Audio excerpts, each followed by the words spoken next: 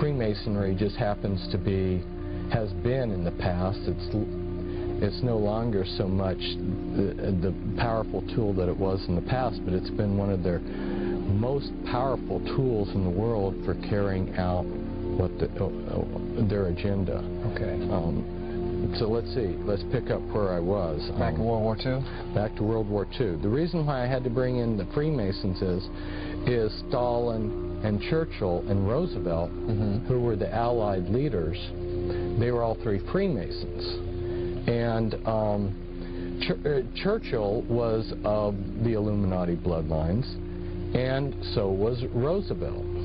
Stalin married into one of these prominent, Kagangovich, if I'm pronouncing the Russian name right.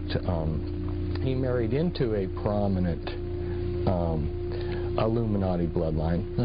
And in fact, you see in Russian politics that same family that Stalin was married to is still very powerful in Russian politics. But anyway, so you had three people that are controlling these countries, or at least are the visible political leaders of these countries that are all on the same team. And Germany and Japan and several other smaller countries that join them are arrayed against Russia and the United Kingdom.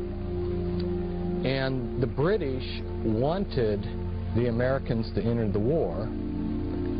Roosevelt wanted us to enter the war. So, but wasn't Roosevelt's one of his campaign promises at that time not to enter the European war? Right, right. Just the same as Wilson before World War I. His campaign was he would keep us out of the war. And then very shortly after he became president, he declared war on Germany. And it was such a trauma to my grandfather, because he had voted for Wilson, that he never voted Democrat again in his life. He had such a strong reaction.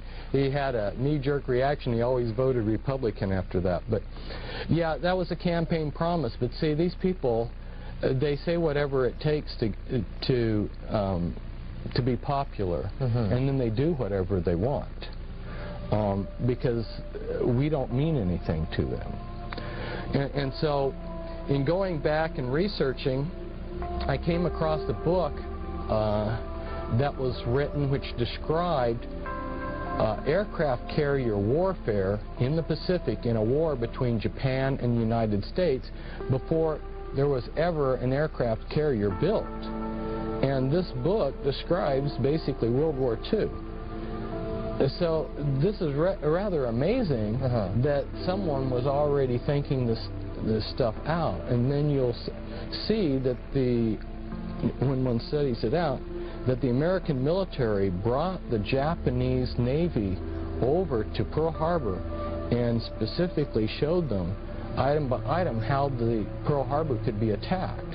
And then on the basis of that, those tours, the Japanese went back, made up their battle plans. American intelligence and British intelligence knew of the battle plans. They watched the Japanese fleet practice for their attack on Pearl Harbor. And then Roosevelt, to make sure that there was a lot of losses, the day before they attacked, he had all of our planes put on the airfields in circles with their noses pointed towards the center of the circle, so that it'd be very hard for them to take off when the Japanese attacked. There was a lot of things like this that were done to make sure that there was a lot of Americans that died so that they could get United States into the war. You know, I could talk for hours about how they created this war and then how they kept it going. The Illuminati, well, shortly after Pearl Harbor, President Roosevelt, and I showed the documentation in my talk here in Austin from the federal codes. He drew up an executive decree which allowed the Secretary of the Treasury, Morgenthau, to exempt whoever he wanted so that they could trade with the enemy. So these Illuminati families like the Rockefellers, who controlled Standard Oil, and Onassis were given the freedom to trade with the Germans so that they could keep the Germans supplied with essentials like diamonds there's a lot of industrial uses for diamonds, including they were needed for the gyroscopes and the gyroscopes for the V-2 rockets and everything. They supplied Germany with oil, designs for military equipment, and a lot of other things that, had the Illuminati not been given that special privilege of continuing to trade with Germany during the war would have come to an end easily by 1942. So basically, we had an embargo on Germany if we wanted to, but we just never closed the embargo. Or we just never kept the supplies from coming into the country. Well, if you were one of these Illuminati bloodlines, one of these powerful men, kingpins is the word I use, within these Illuminati bloodlines, you had the privileged status of being above the war. Above the war. The rest of us, it was a real war. And actually, Fritz, I think I can remember from your book, as from the Onassis chapter, his fleet of ships almost went unscathed. Is that correct? Totally unscathed. They were never attacked. How many ships did he have? It was between 200 and 300 ships, merchant ships. And he's from the Greek fleet, correct? Yeah, Greek merchant ships. His ships flew the Greek flag. Essentially, every other Greek ship that was floating when the war started was sunk. But his ships went in all of the theaters of the war, the Mediterranean, the North Sea, and they were never attacked by either side. It took collaboration at the highest levels for him to travel around in a world war without anybody bothering him, while he made millions, perhaps billions of dollars off of the whole thing. This is incredibly fascinating. I tell you what, Fritz, we're almost running out of time here, but before we do, I would like you to briefly touch on, I know you mentioned it earlier, how the Bush family has been coming into prominence here of late. Could you give us maybe a little bit more of a background behind that family? Some of our listeners out there may be familiar with the Order of the Skull and Bones, which is a chapter of the Illuminati, and that they have rituals with satanic undertones. One of the things that they do is lay in a pile of manure when they're being initiated and say all of their sexual exploits. Yeah, I know. Satan causes his minions to do degrading things that they think, for some reason, because their minds get warped, that this is something great.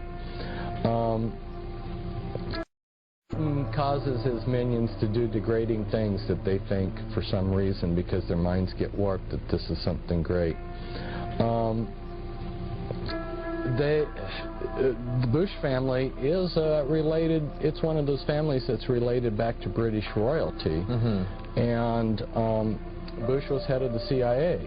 And I think it's significant to point out, if our listeners haven't caught it already, they may have already noticed this themselves, but you had the head of the KGB. You know, the KGB has been running Russia and the USSR, and over here we had the head of the CIA, George Bush, who becomes president, and now his son is running.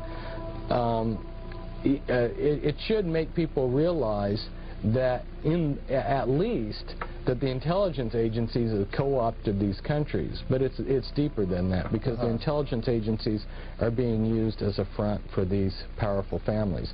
And there's literature out there that talks about how the intelligence agencies have been prostituted to these powerful these powerful families. In fact, KGB intelligence, a large share of their intelligence, is simply being used to spy on Western industry and companies so that they can take all these trade secrets back for Russian capitalists, or Russian gangsters, I should say. Wow, truly incredible.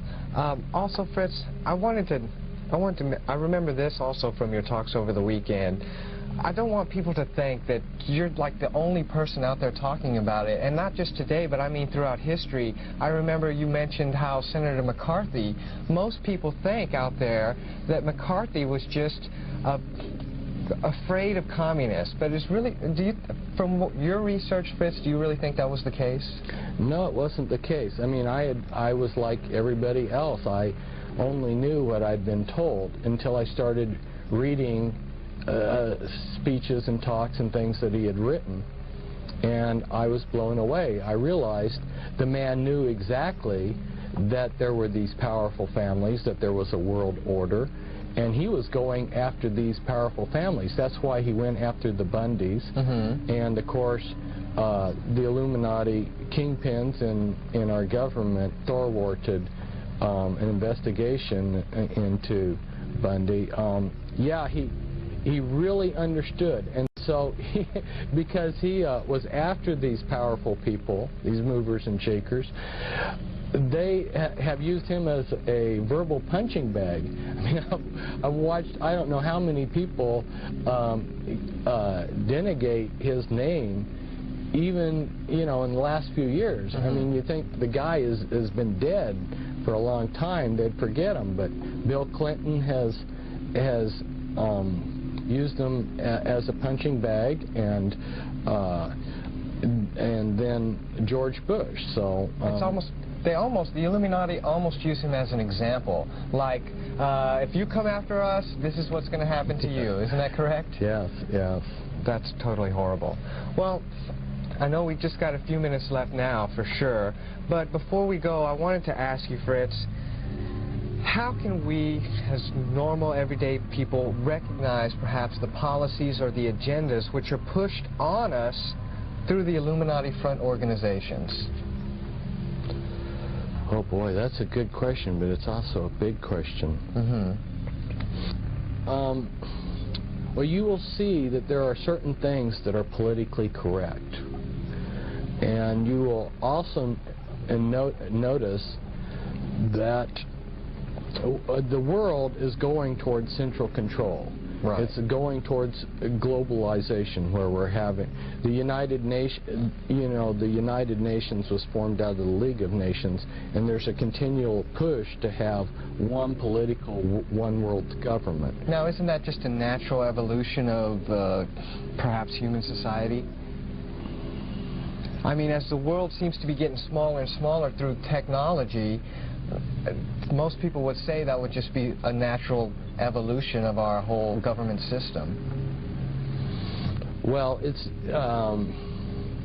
definitely being pushed, and whether one wants to believe that's a natural outgrowth of improved communication and transportation, that's up to the individual, but it is definitely being pushed.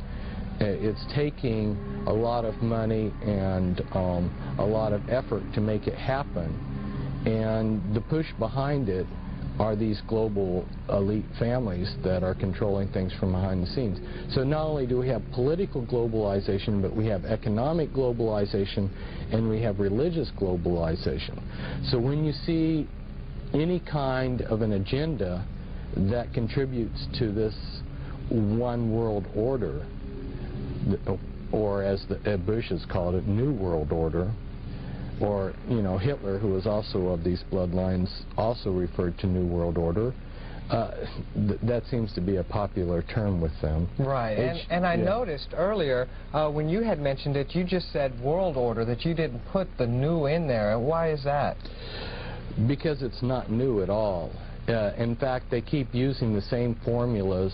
The things that controlled people back in ancient Rome, you know, where they had bread and circus, they're using the same formulas that they used in antiquity on us today. And bread and circus simply means that if you give the common person entertainment and plenty of food, like the junk food we get, they'll be happy. And most people, as long as they have their beer and their football game, are happy.